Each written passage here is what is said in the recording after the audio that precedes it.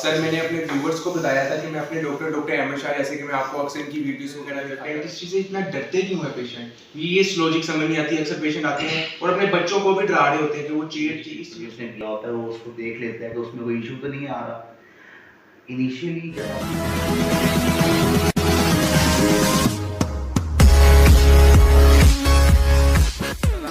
Guys, welcome back to my YouTube channel. उम्मीद करते हैं आप ठीक ठाक होंगे, खैरियत के साथ होंगे। आपका भाई भी ठीक ठाक है, खैरियत के साथ है आपकी दुआओं से। सबसे पहले तो आपको पता ही है क्या करना है, लेकिन उससे पहले अंदर चलते हैं। मैं अभी क्लिनिक के अंदर आया हूँ, आज मैं लेट आया हूँ, तो मैंने कहा यार सबसे पहले जाके व्लॉग स्टार्ट करते हैं। तो सबसे पहले जाके अंदर जाके मिलते हैं। आज मैं बहुत लेट हो गया, देखिए बाहर अंधेरा हो गया हुआ है, शाम के तकरीबन 6 बज चुके हुए हैं। तो मैं आज थोड़ा सा लेट हो गया था। मेरे बोले प्रैक्टिस पे क्या नाम है पेशेंट आए थे, एक दो तो वो करवाए हैं। उसके बाद मैंने कहा चलो यार चलते हैं, व्लॉग बनाना है। मैंने अपने व्यूवर्स को कहा हुआ है, कल डॉक्टर आसिम का इंटरव्यू कराया था, आज डॉक्टर अहमद का इंटरव्यू करवाना है।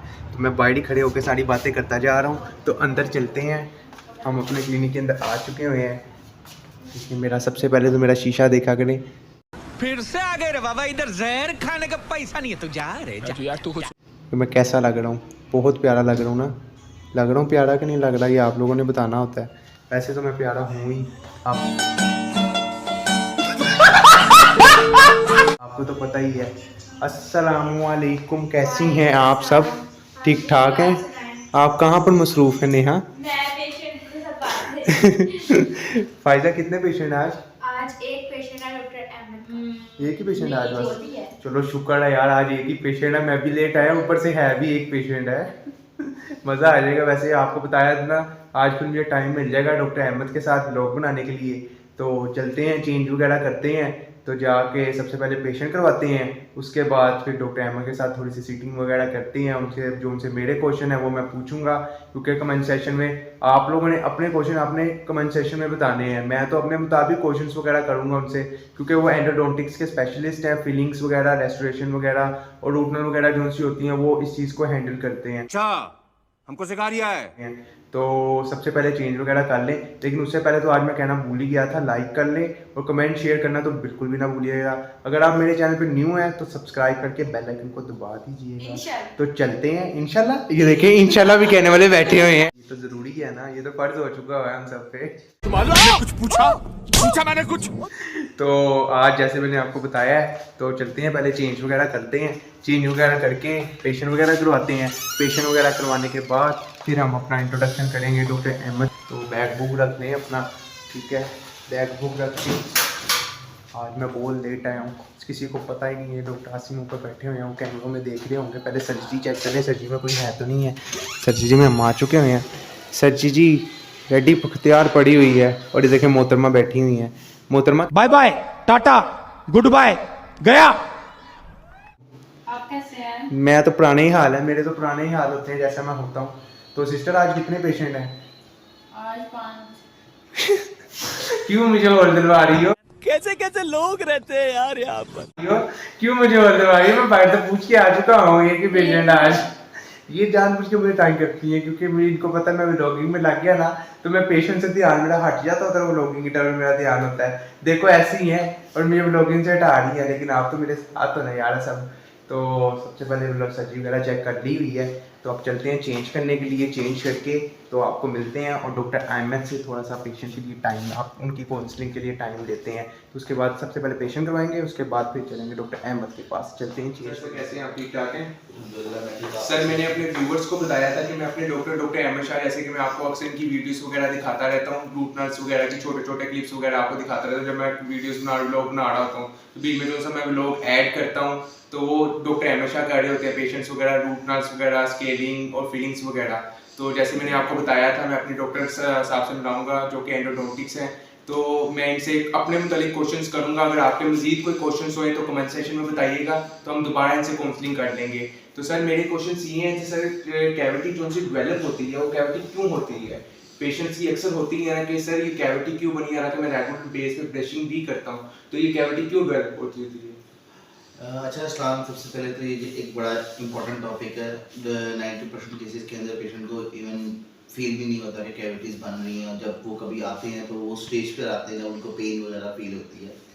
सबसे पहली चीज़ ये कि हमारे पास जो मिसकंसेप्शन है कैविटीज़ की वो ये है कि हम सिर्फ मीठा खाते रहें तो उससे कैविटीज़ होती है। असल में जो मीठा खाने की टाइमिंग होती है वो अगर आप इन बिटवीन अपने खाने के दरमियान लेते रहेंगे और फ्रीक्वेंसी ऑफ जो इनटेक है वो सबसे ज़्यादा मैटर करती है। जैसे एक बच्चा है वो दिन में एक दफ़ा मीठा अगर खा रहा है और वो अपनी ब्रशिंग वगैरह पे फोकस कर रहा है तो उसमें चांसेस ऑफ कैविटी कम होंगे एज़ कम्पेयर टू एक बच्चा जो कि रेगुलरली हर 2-3 घंटे के बाद कुछ स्नैक्स लेगा, उसके बाद ब्रशिंग हैबिट्स उसकी ज़रा कम्प्रोमाइज्ड है, उसके अंदर चांसेस ऑफ कैविटी जो है वो बहुत ज़्यादा होंगे। इसके अलावा बाकी चीज़ें कुछ होती हैं, जैसे शुगर के मरीज़ों के अंदर बहुत ज़्यादा चांस होता है दांतों में कीड़ा लगने का, क्योंकि उनमें जो स्लाइवा की प्रोडक्शन होती है, जो हमारे मुंह में थूक या लुआब जिसे कहते हैं, जब वो कम होता है प्रोड्यूस होना तो उसकी वजह से दांत जो है वो ड्राई रहते हैं, जिसकी वजह से वहाँ पे ज़्यादा खाना जमा होता है। डेंटिस्ट्री से इतना डरते क्यों है पेशेंट? ये लॉजिक समझ नहीं आती। अक्सर पेशेंट आते हैं और अपने बच्चों को भी डरा रहे होते हैं कि वो इस चेयर से डरते क्यों है पेशेंट? देखिए, फोबिया खौफ डिफरेंट लोगों को डिफरेंट चीज़ों से होता है। डेंटिस्ट्री में जो सबसे ज़्यादा लोगों को खौफ आता है वो आता है डेंटल इंजेक्शन से, या डेंटल चेयर पे जब वो बैठते हैं, जो वहाँ पे इंस्ट्रूमेंट्स हैं उनकी आवाज़ और उन चीज़ों से। यस।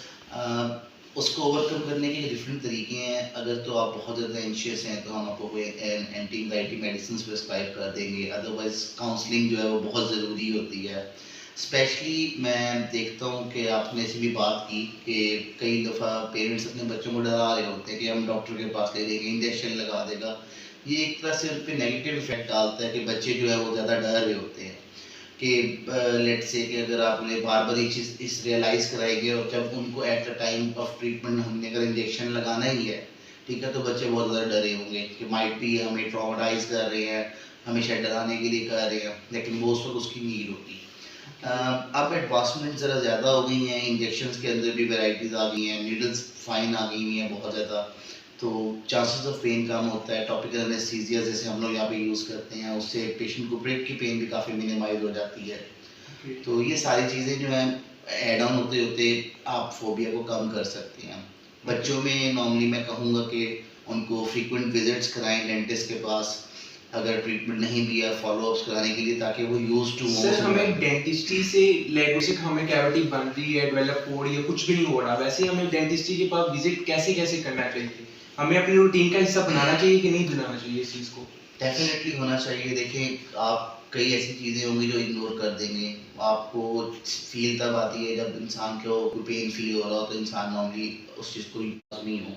इवन उसमें ये होता है कि अगर आपका कोई नया ट्रीटमेंट नहीं हुआ तो एटलीस्ट डेंटिस्ट जो आपका प्रीवियस ट्रीटमेंट उसने दिया होता है वो उसको देख लेता है कि उसमें कोई इशू तो नहीं आ रहा। इनिशियली जब आप जितना जल्दी दिखाते हैं उसका फ़ायदा ये होता है कि अगर कोई चीज़ स्टार्ट हुई है तो हम उसको अर्ली डिटेक्ट करके उसको वहीं पे मिनिमाइज़ कर देते हैं। जितनी ज़्यादा आप डिले करते हैं उतना ज़्यादा ट्रीटमेंट भी इन्वेसिव हो जाता है और उसकी पेन, डिस्कम्फर्ट, ये सारी चीज़ें ज़्यादा होती हैं।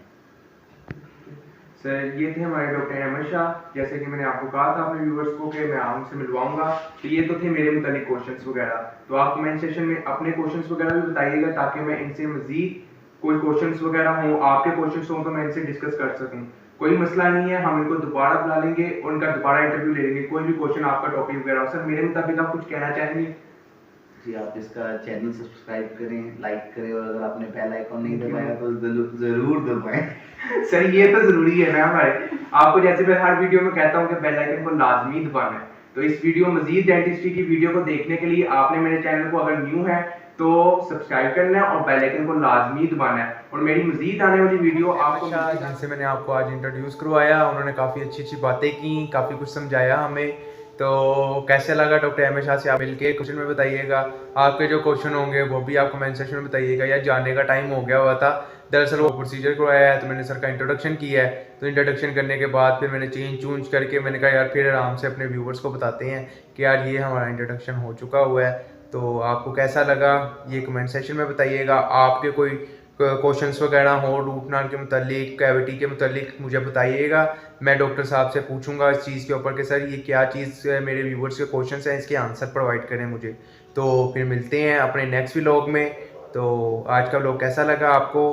बहुत मज़े का लगा होगा। कल का व्लॉग भी बहुत मज़े का था डॉक्टर आसिम का, आज का भी डॉक्टर अहमद का। बहुत कुछ सीखने को मिल रहा है मुझे।